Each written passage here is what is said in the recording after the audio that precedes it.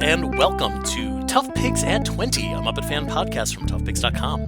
This is the series where we're looking back on the past 2 decades of the website for Muppet fans who grew up, featuring interviews with the writers and artists who helped make it happen. Our guest today is the latest addition to the Tough Pigs team, but he's been one of the heavy players in online Muppet fandom since 2015. Previously, the webmaster behind the Muppet Mindset, now a fully fledged co-owner here on Tough Pigs. Sound complicated? You bet, but we'll sort it all out. We are extremely proud to welcome Jarrod Fairclough to the podcast. Hello, Jarrod. Hello, Joseph. How are you? I am well. Thank you for asking. Thank you. It's now, nice when people ask me questions on my podcast. Well, I've got another question for you. No, Muppet, you only get Sesame, one. or Henson? Or is that the Are wrong we doing podcast? this? No, We're not doing man, that podcast no. today. Give it a rest. I was so excited to Jarrod. speak to Guy Fieri. Is he Muppet Henson or Sesame? He looks like a Muppet, let's be honest. He does. A Muppet on fire, I Yeah. think. Yeah. Yes. Well, Jarrod, we got a lot to talk about here. This is like I said, this is going to be a complicated relationship. Let's dive in, my friend. Let's dive right in. Can you, Jarrod, tell me, how did you join Tough Pigs? Yeah, like you said, complicated story. So my relationship with Tough Pigs goes back a long way.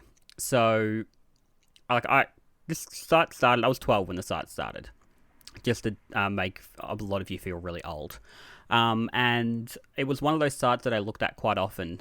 And then, I remember that chunk of time when sort of Danny went away before you and Ryan took over. I specifically remember going on Tough Pigs going, why is no one updating this thing? And so, being the fan I was, I started to be like, I want to write for these guys. And so I went to Sesame Street in 2008. End of 2008 it was.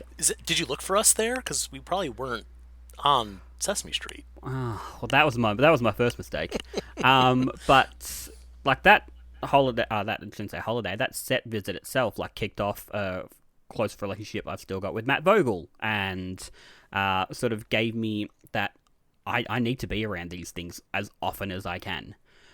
And so I wrote about it, and then I emailed you, Joseph, in my very first time ever emailing you, and basically put it out there and was like, hey, I wrote this about my set visit. What do you think? Handing it my heart on my sleeve, and what do you think? And you were very generous and very nice, and you said, that sounds like a great thing. And then you didn't at all respond about putting it on the site, and I was like, oh, okay, fair enough. Oops. I'm guessing, without actually remembering that moment or that article at all, I'm guessing that our reason was, we try really hard not to sound like we're bragging about what we get to do. And, that, of course, that said, we have written things about, I got to spend a day on a Muppet movie set, or I got to spend a day on a Sesame Street set, or whatever. But maybe it was that there was just nothing new to say about so I was there and I met Muppeteers and that's cool. Yeah, absolutely. Look, but of course, playing the long con, that article is now on Tough Pigs, because I wrote about it on the Muppet Mindset, and then I basically used that exact article on the Muppet Mindset, and that has now ported over to Tough Pigs. So I finally got it on there. So full circle, I quit. That's what got you to quit. Great. Yeah. Okay, cool. Yeah. I'm out of here. Bye. If I knew that's what it would take, I would have gotten that article on much sooner. Well, now I'm just insulted. Now, just quickly, you might not remember, but I listened to the Ryan Dozier episode, and you were all very insulting to me for about 30 seconds, and it's fine. Don't worry about it. I don't recall apologizing, but sure. Well, yeah. Great. I'm just going to sip my juice box while you speak. Yeah, well, we can also, if you want, if it'll make you feel any better, we can insult Ryan Dozier for a while. Oh, that guy with his fantastic wife and great house. Ugh, hate that guy. Dude has it all. I hate to tell you what he does for a living. Okay, we were talking about how you got to Tough Pigs. You're right. Let's finish that story. So I pitched that story. You weren't interested. But then, literally, I think only a few months later, the Muppet Mindset started. And so I was like, well, if that Tough Pigs guys don't want me, I'll head on over there. And that went well, I guess you can say. And Ryan and I were quite friendly. I wrote on that for a long time. And then you and I started talking a little more. Not anything substantial, nothing like we have the last few years, but we spoke a little bit.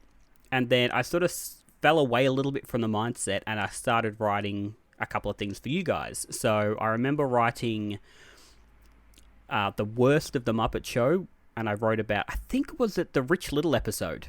Which is yes, because that is garbage the worst of the Muppet Show. Yes. And then I was supposed to write about the Liberace episode. I'll get that to you, but it's been about 10 years. It's okay. Someone else did. Don't worry about it. Okay, good. And then I wrote a review of the My Muppet Show app, I think it was, for you guys. Yes, that is true. And then as I was sort of getting a bit more into that, Ryan then says, hey, I'm leaving the Muppet Mindset. Do you want it? And obviously I jumped onto that instead, ran that for years, and then you guys came, and we might talk about this more later, but you guys came and said, hey, how about a merge? And I was like, that sounds wonderful, let's do it, and here I am.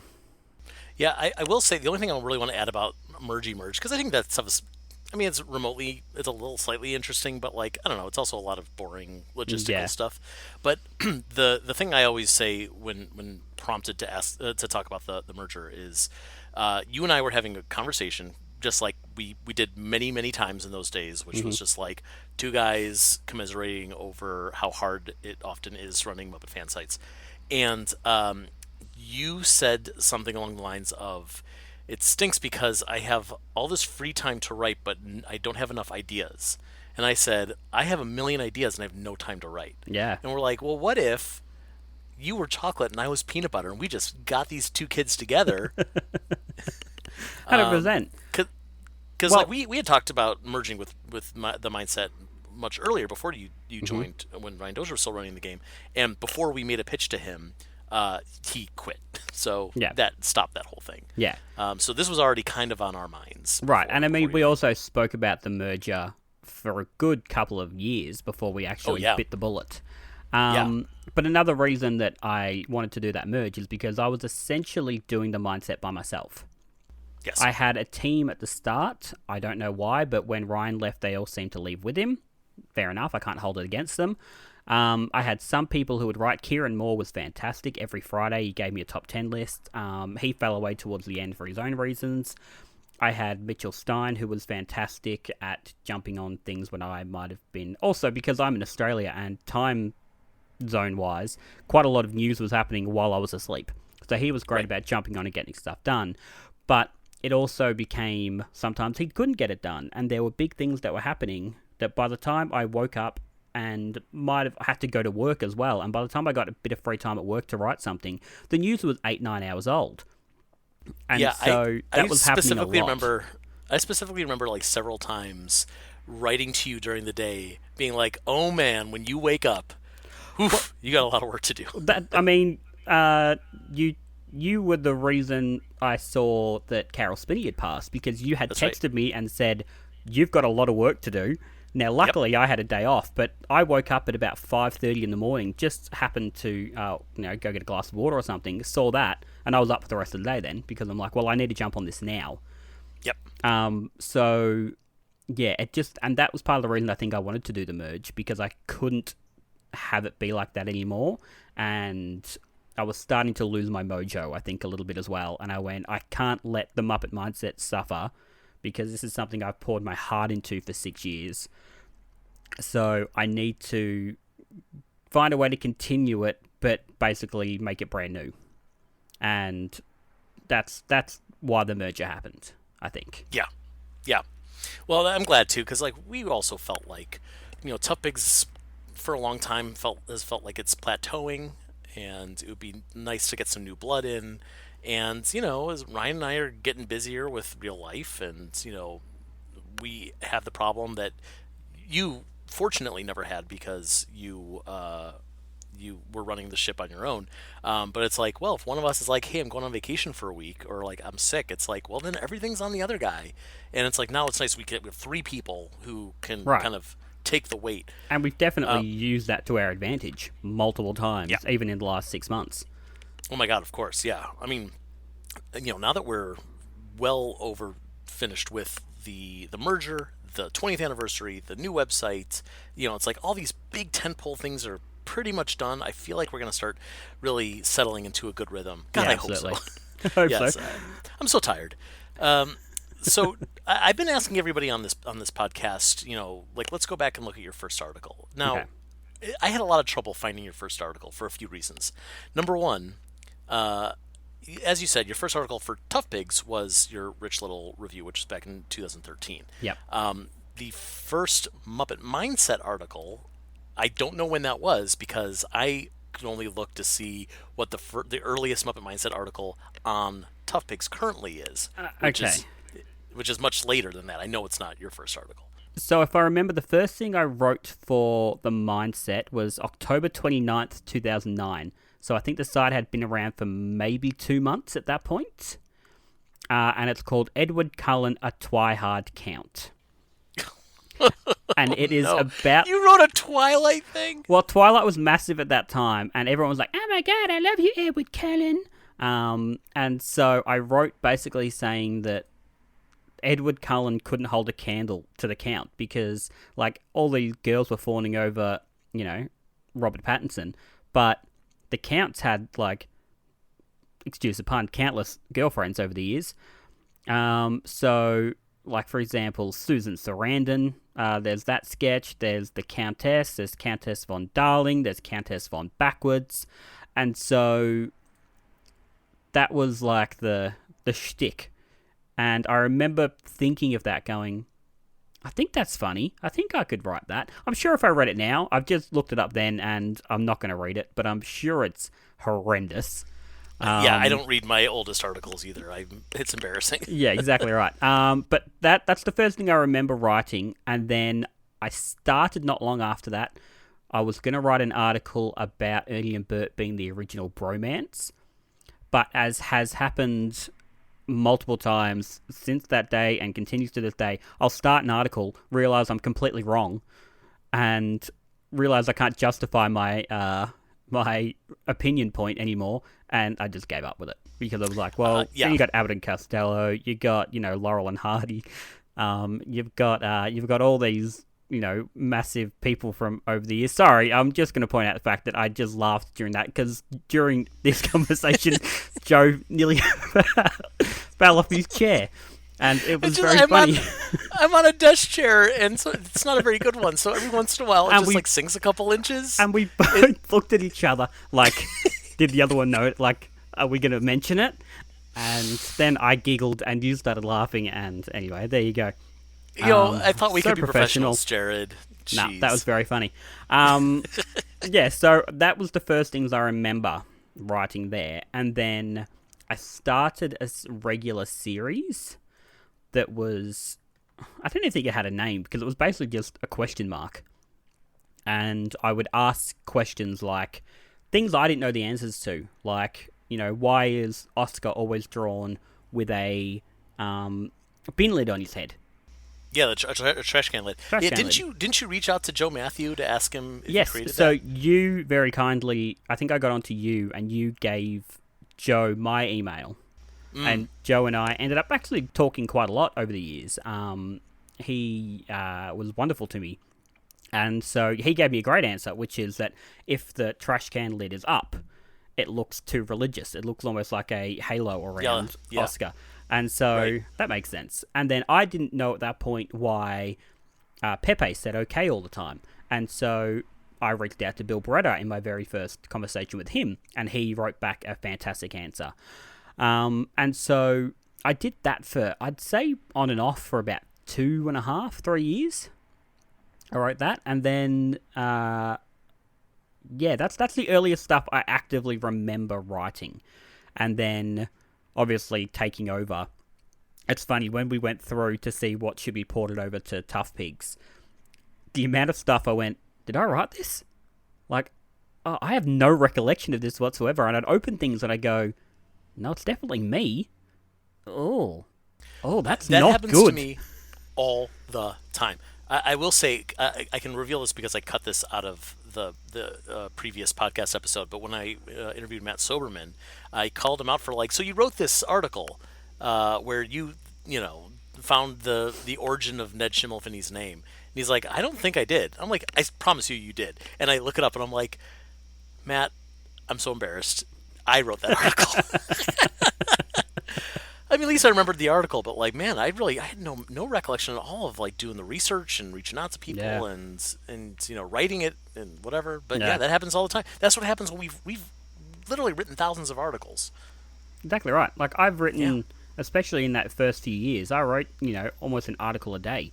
Yeah. Some of them were horrible and deserve to be forgotten. But yeah, I could not tell you how many articles I've written, and I can guarantee you I've forgotten 75% of them. Yep. That's just how it works.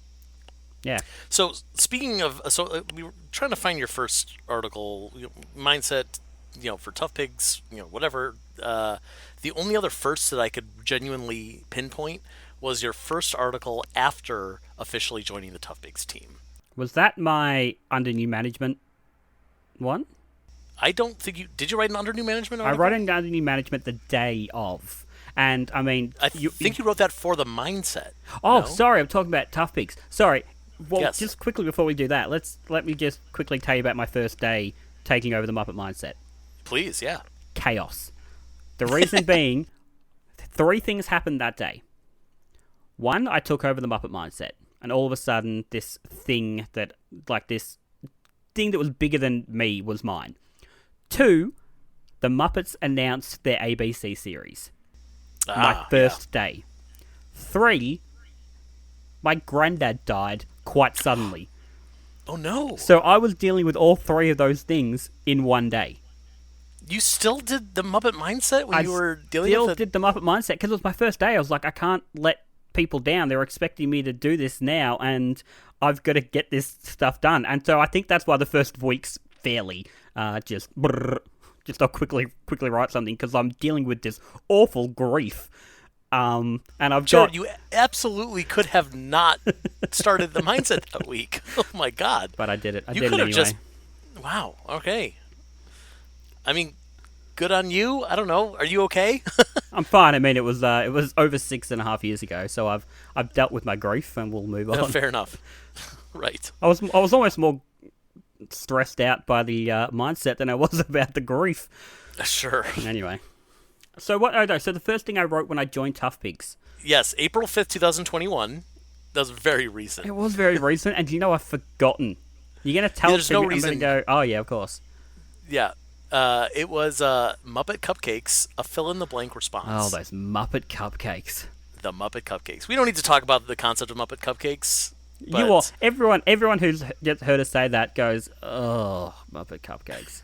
Yeah. Although there was someone in the Muppet fan community who we made a joke about it on social media recently, and that person was like, I like Muppet Cupcakes. And I'm like, well, I don't think you know what we're talking about. I think you think we're talking about, like, would you like a cupcake? Which, yes, of course, I don't care what it looks like. Yeah. I would like a cupcake, please. Yeah. But this is specifically the phenomenon that there's one image of Muppet Cupcakes that when people who are not Muppet fanatics, who know someone who is a Muppet fanatic in their life, comes across that picture, they feel compelled to send that picture. Yeah. And go, oh my god, did you see this? Isn't it great? And you I have to think go, I referenced it being I've like, seen it 900 times. Your Aunt Linda or something. Of like, yeah.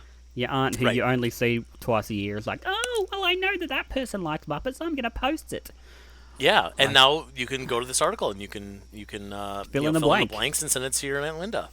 Yeah, I remember writing that going, like, I don't want it to come across aggressive because I felt like it could. So that's why I got quite ridiculous towards the end of it, where it's like fill in the blanks about the cousin who's on a holiday on their motorbike and their food looked good. They posted on Instagram or whatever it was. And so I think that's when my articles work best, is when I just devolve into madness. Yes. Towards the end of it. And when I just lose my point and just start putting in stupid stuff. I think my favorite... Sorry, go on. I find that a lot of my articles that I either realize halfway through I'm taking this too seriously, or that I feel like I'm writing it as if I care too much about this stupid concept. Yeah, absolutely. I do a thing where in my mind I hear Constantine's voice go, sure, Zongo, who cares? Yeah. And it's like, yeah, then I take on that attitude of like, yeah, whatever, who cares? It's just a stupid thing. Whatever, do whatever you want. Yeah. You know? Yeah. And I think that's it doing this job is that, like, I could sit down and write the most amazing, fantastic article, but two things are going to happen. One, best case scenario, it's going to get, maybe 25 retweets and maybe 200 likes on Facebook. The second thing is, in 2 days' time, someone else is going to write a feature article. That's going to become the main thing people are looking at, and my thing's going to disappear. And so that doesn't mean that we shouldn't talk about some important things, and we shouldn't, really research it. But it also means that there are times where I'm like, oh, you know what? I don't need to be as into this as I am. I can, for sure, just make this a lot simpler than I am. Yeah. That's called being a healthy fanatic. Absolutely. Not an unhealthy fanatic. No, and absolutely. And I think that's true. Because it's funny, and that's a question for you. Do you consider yourself a fanatic when it comes to the Muppets? I do. Okay. I use that word, yeah. And it's interesting because you're right. The word fanatic does have a negative connotation to it. Yeah. That I think insinuates that it's unhealthy. And not to say like it always is healthy. Like it's definitely takes weird turns. Over and over in my life. But I think about Muppets a lot, and I'm very grateful that I have an outlet to use all those thoughts about Muppets a lot. But yeah, like I really don't. I feel like my fandom has gotten so out of control. Now I run this website. You know what I mean? Like, if that's not a fanatic, I don't know what is. Yeah. It's funny. There's an episode of Community where Abed's taking a class on Who's the Boss. Yes. And the teacher at one point says, I am not a fan. I am not a groupie. I am an academic.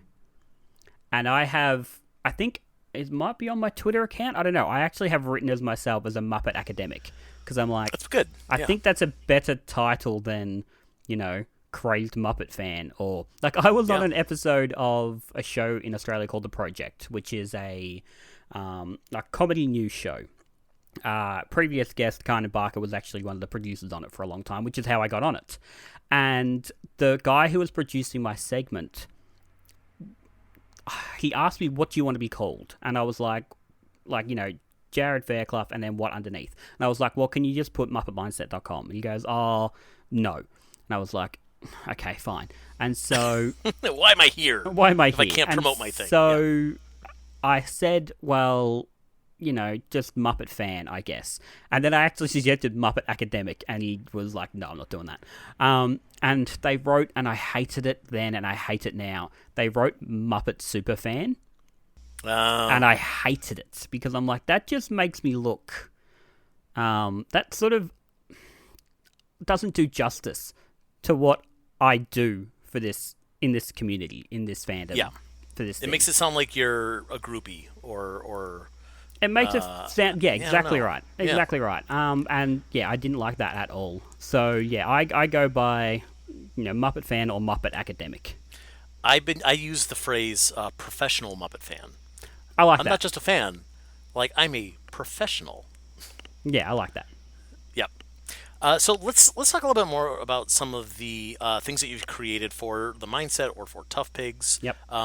I went back and looked at some of my favorite features that you've done, or series of things that you've done. Yep. We can just kind of go through them relatively quickly. Mm-hmm. You wrote a short series for I think it was for the 40th anniversary of the Muppet Show, Oh, called yes. 40 Favorite Muppet Show Moments. Yes, that is... Can you explain what that was? So that was, I went to 40 people who either worked on the Muppet Show, still work with the Muppets now, or were, like, Muppet superfans. So I went to them and I got 40 favorite moments, and I'm pretty sure they are 40 different moments. As it was, I think there's 38, because one of them is Jim Henson's, which multiple people told me, and then Mike Quinn also told me that he knew for a fact Richard Hunt's, so I put them in as well. That's nice. Yes, but I had, Dave Goals wrote me this massive thing about going out for dinner with Peter Sellers. I had, I think Louise Gold gave me a couple of things. Mike Quinn was great. So people who actually were on the show and worked with it were fantastic. And then a bunch of people who work with the Muppets now. And then have I got a Henson? I've got a funny feeling I've got Cheryl Henson in there somewhere, which I think, or at least I nearly did. This is what I'm talking about. Like, we forget everything. That's such a big deal to get a Henson for your. I did, but it was also 5 years ago now. That was it 5 years ago? I feel like it was longer. Well, it was the 40th, right. And we've just gone past the 45th. Right. Yeah, that's right. Yeah, of course. Yeah, my brain. And then I attempted to do it. Attempted being the key word for the Sesame 50, and it did not go well. I had maybe 8, and then I had spent money. Clayton Roeder had drawn me this amazing graphic for it, and I had paid him for that, and so I'd spent money on this thing as well, and no one was responding. And you just can't predict these things. I can't predict this. I was so confident after the 40 Muppet Show moments, and I had well over 50 people that I had contacted, thinking, I think I had 70 people I contacted, and I had like 8 people respond. And so I ended up putting it up saying nowhere near 50 favorite Muppet Show, Sesame Street moments, and some of the people I hadn't reached out to for various reasons, called me out on Twitter.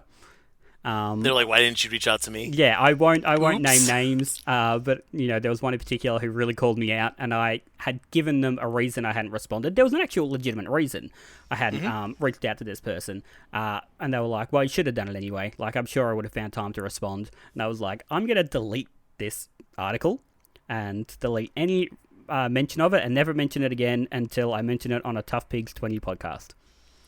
So if you missed it, you missed it. Sorry, you missed it. It is gone. Let's talk about one of my favorite things that you've ever done. Mm-hmm. Arrested Devel Muppet. Oh, Arrested Devel Muppet. I will never pass up an opportunity to mention this with your name attached to it, because it's a damn crime that more people haven't seen it. I will agree. So Arrested Devel Muppet, for people who haven't seen it, it's still up. It's on, I think it's on ToughPigs. It's on MuppetMindsetArchives.com. It's on YouTube. Arrested Devel Muppet, I basically got a bunch of clips from the 2015 series, smushed them together, and made like a 4.5 minute Arrested Development episode out of it, with me doing my best Ron Howard impression. It's pretty good. It's a good impression. Thank you. Well, I originally asked Peter Linz if he wanted to do it, and he said no, which is fair enough. I didn't think he was going to do it anyway, but it was worth a shot. So originally can you afford my day rate? Yeah. So originally my thing was just going to be a placeholder. Let me see if I can do it. I need to take my headphones off so I can hear myself properly. Now the story of a pig who lost everything, and the one frog who had no choice but to keep her together. I think that's pretty good. That's definitely the opening line. And then some of the, I spent probably 3-4 weeks on it, and some of the editing of that, I've got one bit where Kermit walks out of there's a shot of the group meeting, and then Kermit walks out of the meeting and knocks on Piggy's door, and it's maybe 3.5 seconds of footage, and that is from 3 different episodes, but I've just smushed it together really well. And I remember posting it thinking, this is going to be big. I'm gonna wake up tomorrow and this is going to be I think I sent it to the AV Club. I think I sent it to a few people going, this is going to be massive. Yeah, I remember you sending it to me, and you were like, get ready, this is going to blow up. And I'm like, I'm super ready because this is brilliant. Yeah. Because I think you probably gave me a sneak peek at it. Yeah. And I was ready to, first of all, be jealous of all your attention. And second of all, just wanted to see Muppet fans, get lifted. And it did moderately fine. Is probably the answer to that. I think it's got... I'm going to say it because you're not saying it. The viewership was so disappointing that why weren't people sharing this thing? I will agree. I was pretty disappointed with it. I still stand by it. I think part of the issue is that if it was ever going to do well, it was going to be on Twitter. The issue with Twitter is that I can only post 1-minute videos, and this thing went for 4.5 minutes. And so I could post it directly onto Facebook, but Twitter, I just couldn't, and people were going to have to click through to look at it, and that was the issue. So if I can ever figure out how to get more than a minute on Twitter, I feel like I'll post it again, and we'll see what happens. All right. Well, let's talk, and we'll figure out something. Right, we'll do it. And also now we know people. We know people at the AV club now, so let's sure. give them a little nudge and be like, "Excuse me, I made this 4 years ago. It's very funny. Please like me. Please like me." Also, sorry, just quickly, I will say on that, if you wait past the credits, there's a little stinger at the end, which a lot of people miss. And that's all I'll say. Okay, good tease. But also, it's evergreen. You know, like people still talk about Arrested Development all the time. So, you know, there's no reason you can't watch it now. It's not like the moment has passed. Yeah, exactly right. Yeah. All right, so let's talk about some of the interviews that you've done. You've interviewed, Frank Oz, and you've interviewed like Elmo and Cookie Monster and Abby Cadabby, and I know we could probably spend a good half hour talking about any one of those. I'm going to let you pick one so we can move on. Okay, but what is one of your more favorite interviews you've done? I will say the Cookie Monster Abby Cadabby interview. I have said it to, like, I'm not planning on going anywhere for many, many decades, but I have said that, you know, if and when I pass, like, the 3 things I want: Rainbow Connection, You Can Call Me Al, and play that interview, because that interview, I think, is the perfect encapsulation of my sense of humor. That was, I had, a couple of weeks and to organize that one and to think about what I wanted to do. I had also, and I think you and I have spoken about this before when we did to introduce our guest star, but I didn't want to over-prepare. And so I went in with some ideas of how I wanted things to go. I had a couple of gags I definitely wanted to get to, but I basically said to Dave Rudman and Leslie, if you want to derail this interview, go ahead. And David looked at me and went, really? And I was like, yeah, like, do it. And he goes, you asked for it. And if you watch that interview, the last probably minute and a half, Cookie Monster's just off. Like, he is taken over, and I'm laughing. I'm trying to get through bits while I'm laughing, and Abby's being the perfect straight man. It starts with a stupid bit of me offering Cookie Monster my glasses, and it's sort of dropping, and he, don't worry about it, it's not worth it, while Abby's trying to get our attention. I remember doing it and finishing it and thinking, that was good. Like, objectively, that was good. And I showed it because I had the footage immediately. I don't think there's one thing edited out of it. I showed it to my parents, and they were like, that's legitimately one of the best things you've ever done. And yeah, I can sit back now, and now that was 3.5 years ago, maybe 2.5 years ago. I can sit back now and look at it and go, yeah, that was good. Like, well done, Jarrod. Slight round of applause for myself. I done good, kid. But best thing you've done since or before. That's it. You peaked. I did. And like, we won't talk about the others, but there are bits from all the others that I really enjoyed. But that one from start to end is just peak Jarrod, and I think peak Sesame Street as well. Like, it has that feeling, I think, of when Sesame Street's allowed to be funny. And I will give credit to, obviously, Dave Rudman and Leslie Crowe-Rudolph as well, but also to Tamara Jenkins, who's the Australian publicist, and Alicia Durand, who at that point was one of the producers. They basically said to me, like, we trust you. Like, whatever you want to do it. And they never stopped me. They never said, oh, maybe get rid of this. They never did anything like that in any of the interviews I've done. And I've really, really appreciated it, because it really is like, oh, I'm given these characters for like half an hour once a year to just do as I wish. And that's a really special thing, I think. It really is, yeah. I'm glad you get that opportunity, because you really do make some great content with those characters. And We need to get this pandemic over with so they can start traveling to Australia 100%. again for you. Yeah, really. So we hinted earlier about some of the pre-merger work that you and I have done together. Like we said, we talked all the time. Yep. Commiserating or comparing notes, or there's going to be a big news thing coming up. Let's make sure that we're on the same page, or Yep. we're not pissing people off, or whatever it is. So there's been a few of those things that I wanted to call out that I feel particularly proud of. The first one, I think it must have been because it was just a few months after you'd taken over the Mindset, was the Renew the Muppets campaign. Yes. So I think you came to me and went, this is what we want to do. We want to get this hashtag trending, basically call attention to it. And I think between the two of us, we sort of made up a few pictures and stuff like that. And we wrote a couple of articles and we got it going. And it was mostly like social media stuff, I remember. Yeah. A lot of images and and things stuff people to could share. retweet and stuff like that. And I was told by somebody, and I'm trying to remember who it was. I feel like Doja, but I don't think it was. I actually think it was someone above him. The people at ABC took notice and actually noticed what was being done and apparently talked about it in some meetings. And I think that show was a lot closer to a second season than we think, from a couple of things I've heard from people. But yeah, they definitely took notice of it. So I think that was that was successful. Good partnership. That's good to know.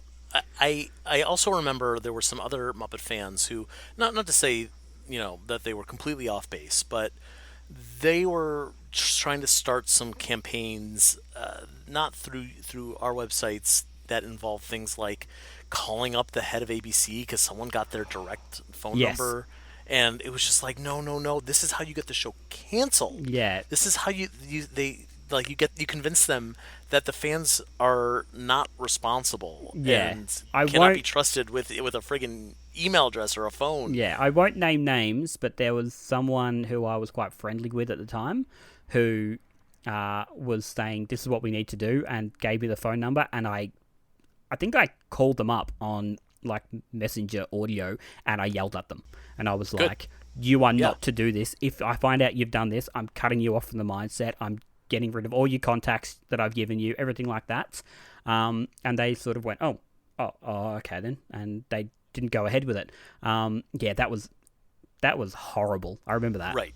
So our campaign was, for me at least, was a bit of like, well, if anyone is going to rally the fans, I'd rather it be in a responsible manner than something that's gonna make us look bad. Yeah, absolutely. And I don't mean you and me. I mean like Muppet fans as a whole. Correct. Look bad. Exactly. Yeah. You and I were kind of the driving force behind the kerfuffle. By which I mean revealing the news of the kerfuffle. Which if people, I will just to give some clarity, the kerfuffle is what we call the drama, the news, all the stories surrounding Steve Whitmire being let go as the performer of Kermit the Frog, and Matt Vogel being brought in as the new performer, and literally everything surrounding it. We've been lovingly calling it the kerfuffle. Yeah, that I still have PTSD, I think. Same, yes. So again, you and I were working very, very closely on that whole thing. We basically wrote mirror articles of each other and posted it at literally the exact same time. Yeah, we had a countdown. Yep. We had a countdown. I think we both went, all right, go. Your article got a lot more traction than mine. Whatever, fine. Sorry, yeah. I do actually think that might have been because part of what happened was when I posted it, something didn't work, and I had to go in and spend about 5 minutes redoing it. And literally in that 5 minutes, yours had taken off. And so I don't really, I understand what happened. But there were moments during that time where, in all the chaos of it, there was a couple of moments where I was like, this is actually kind of cool. Not because of what was going on and all the drama and the he said, she said, he said, she said, they said, whole thing of it. But little things like Stephen Colbert had like a Kermit impersonator who I think was Rick Lyon come on and basically do a sketch of like new Kermit voices or something like that. And I remember thinking, this is all because Joe and I pressed a button. I know, it's weird. We caused this.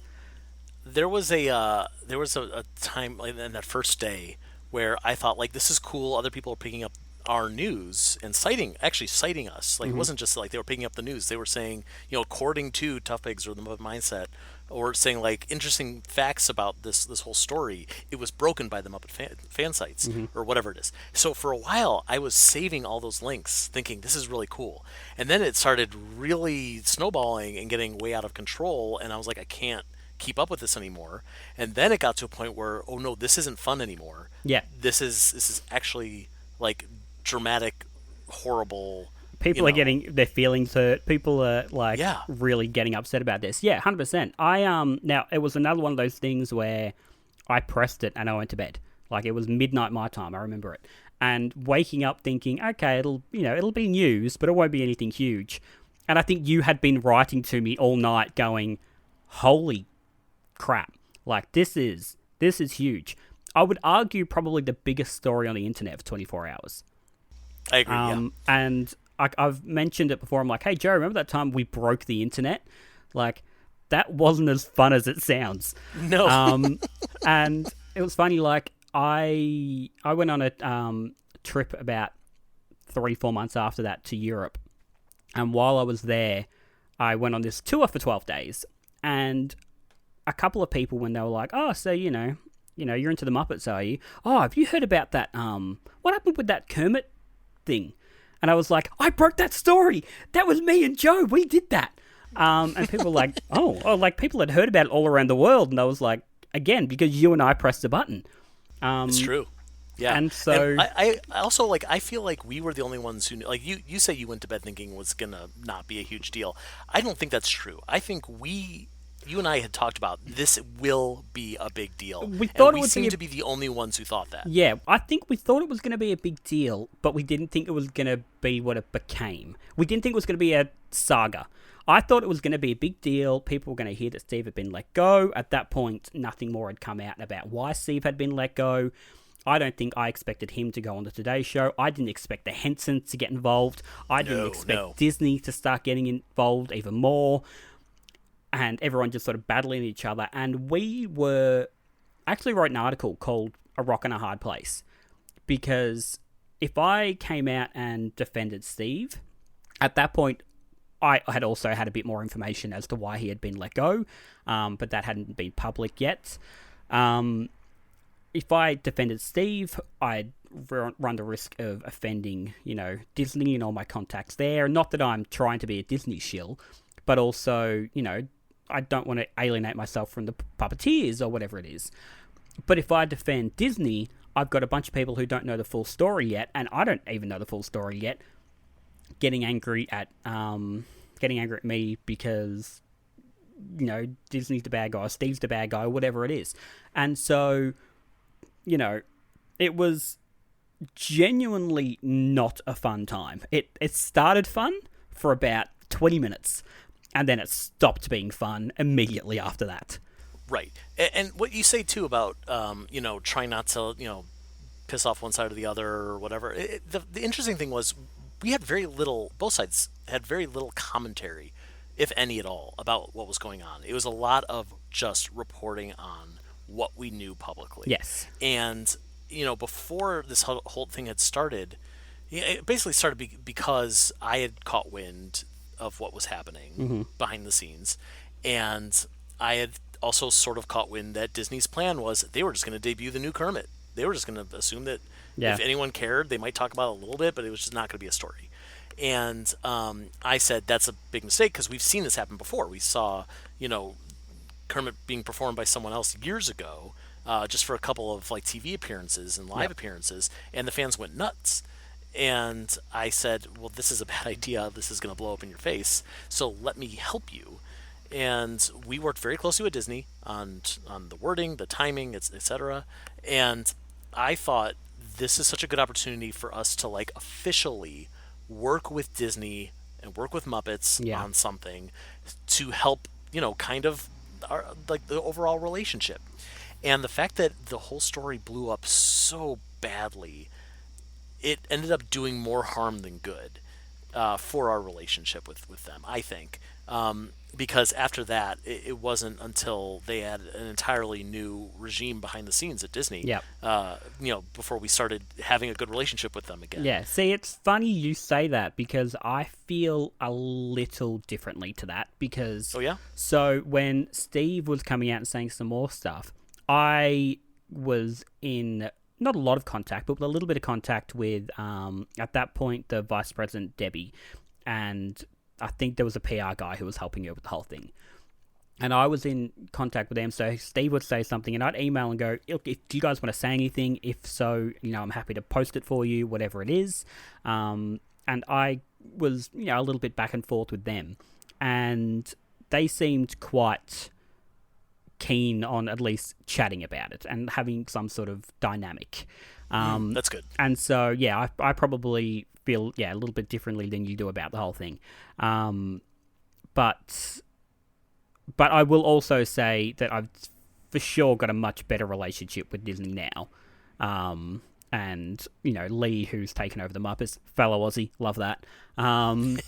She's wonderful. She used to live not far from me, I think, many, many years ago. So I think the relationship definitely had a dip in a sense, but also I found a way to maybe boost myself up a little bit too. Right. Yes. Yeah. The folks that are there now have great heads on their shoulders, and it's been great. And I pray to God we never have another story like that we have to deal with. That we have to work with them to make sure that we can manage Muppet fans' expectations on something so horrible. And I should say that kerfuffle continues to this day, because how many people like to write on social media, that doesn't sound like Kermit, and I have no time for those people anymore. Like, it's been 4 years now. It's time to move on. Right. Yes.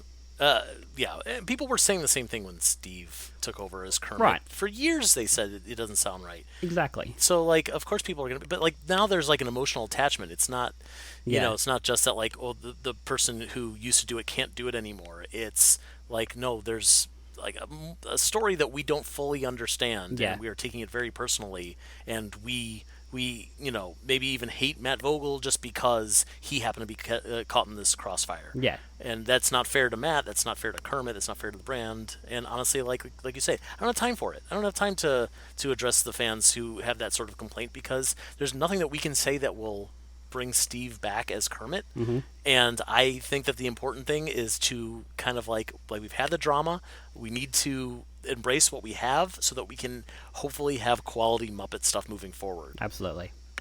Yep. So we've done so many things together, Jarrod, and I can't really get through them all just because it's just a lot. But that's easily the biggest one. I do want to talk about one more. Mm-hmm. I know we're going. This podcast is going real long, That's but all right. we started a podcast together. We did. Muppet Sesame or Henson. To introduce our guest star. If you really want to hear us talk about that, there's literally a whole hour episode where it's just you and I talking about that podcast. Let's talk about it very briefly, because I know we did do a whole thing on this channel. On this channel, folks, you can just go back, scroll and down a listen little to the bit, whole and you'll series. find it.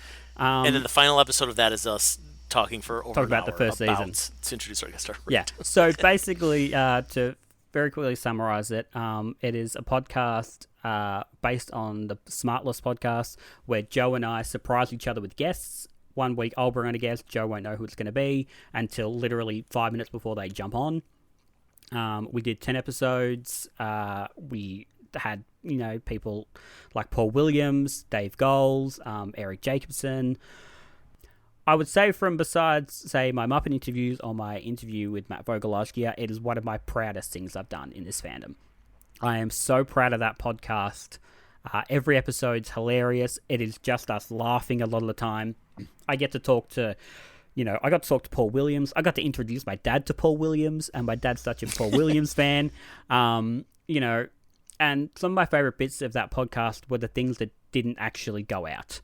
2.5 hours off mic with Eric Jacobson. Oh, that was the best. Just Yeah, chatting. that was great. Yeah, same with, again, like I said, introducing, my dad to Paul Williams. Yeah, all those sorts of things were just really, really special. And I think one of my favourite moments is just your face and your voice when you realise that Dave Goals is coming. Oh, man. Everyone should get an opportunity to be surprised by Dave Goals. Yeah, that was a good one. It was so good. No, that was blast, and I hope we will get our act together to do a second season sometime in 2022. So yes, absolutely. Keep an eye on this channel for more of that. I've already started making a list of guests. Oh, same. I have at least I have at least a couple people who are pretty much confirmed schedule wise. I mean, it was schedule, notwithstanding. Yeah. People who know that we want to do that this. That we're coming. Yeah. I've got no one I've asked, but I've got I know who I want the first guest to be. Oh man, I'm excited. Yeah. All right, so Jarrod, we got to get out of here. This is ridiculous. We have work to do, man. We got to get back to this website. Tell me, as we wrap things up, Jarrod, do you have any ideas for what the next project the Muppets should do? What is the next thing to keep them in the public eye? Continue this upward trajectory that they're on. I assume it's upward. I don't know. We hope so. I think it's easy for people to go, oh, do the Muppet Show again. I think there's some merit to that, but I don't think it should be a carbon copy. I don't think we should just, and open it up and all of a sudden it's exactly the same as it was back in the 70s. I think if they're going to do it, they need to find a way to update that format. My guess would be something like a talk show, a little bit, but less talk showy, if that makes sense. Basically, a Muppet version of a talk show. You have a celebrity, you get to do sketches, the celebrity gets to be in some of the sketches, maybe sings a song, maybe there's a monologue that, Fozzie attempts to write. It doesn't have to be time-sensitive stuff. It can be, evergreen. It's not easy being evergreen. Thank you. Thank you very much. Thank you very much, everybody. This interview's over. So yeah, that would be what I think I would pitch. I also Oh, sorry, go ahead. I was going to say I also have an idea that I think they should do, almost like a year in review. All right, the Muppets take on 2021. Okay, so they take on the big pop culture things. They maybe sing a couple of the songs, a couple of the pop culture things. Get a couple of the celebrities who've been big this year in. They skewer a couple of movies, skewer a couple of news stories, bang, we're out. Yeah, I like that a lot. Kind of a best week ever. I don't know if you had that in Australia or I love the 80s, I love the 90s. Yeah. Those shows. Yeah. There was a show called Best Week Ever that was in the same format, but it was about everything from the past week with a comedian talking talking about it. But yeah, it'd be nice to have the Muppets kind of poking fun at all the weird fads that we've had this past year. All the weird news stories, and then it kind of stands as a weird time capsule. Exactly right. It's yeah, it'd be fun. Yeah, that's fun. I like that. All right, Jarrod, this has been a blast. But we have to say goodbye to you and to this whole podcast series. Can you please tell us where, if anywhere, people can find you on the internet? Well, you can find me at toughpigs.com. Heard of it? I'm also on Twitter. My Twitter is at Jarrod Fairclough, I believe. And that's pretty much it. Look, I've got an Instagram, but it's private, and I probably won't accept it. So don't try. So, don't try. Yeah. Look, Twitter's probably the best place. Since I got rid of the Mindset's Twitter, or at least stopped running it, I've gotten back into my own Twitter account, and I've started posting fun Muppet stuff. Yesterday, I posted a thing with me in the Up Late with Miss Piggy mug, going, "Look how cool and relevant this still is." It's not. I only found it the other day. I haven't seen it in 3 years. And so yeah, you can find me on Twitter. Come and join me, and let's talk about silly Muppet things. Love it. That's all we do. That's all we do around here. Well, folks, thank you so much for joining us for this entire season of Tough Pigs at 20. This is the final episode. We're not doing more. I'm so sorry to all of our future Tough Pigs contributors who probably won't get their own episodes. Maybe for our 30th anniversary. We'll see. In the meantime, be sure to check out toughpigs.com, as well as Tough Pigs on all the social media channels, Twitter, Facebook, Instagram, etc. That's where you will find us talking about Muppets and writing Muppet things. Sorry, I'm just really enjoying the end of my juice box. Jared, you're interrupting my outro. Excuse me. You can also, if you follow us on social media and on ToughPigs, you will find out what we're putting on this podcast channel next. We've got some fun stuff planned, and then we even have some fun stuff planned for when that fun stuff is over. So thank you again for joining us. Please also visit us at patreon.com/toughpigs if you like us so much you want to spend a little bit of money on us, but it's not necessary. It's fine. And we will see you on the internet. Thanks, everybody.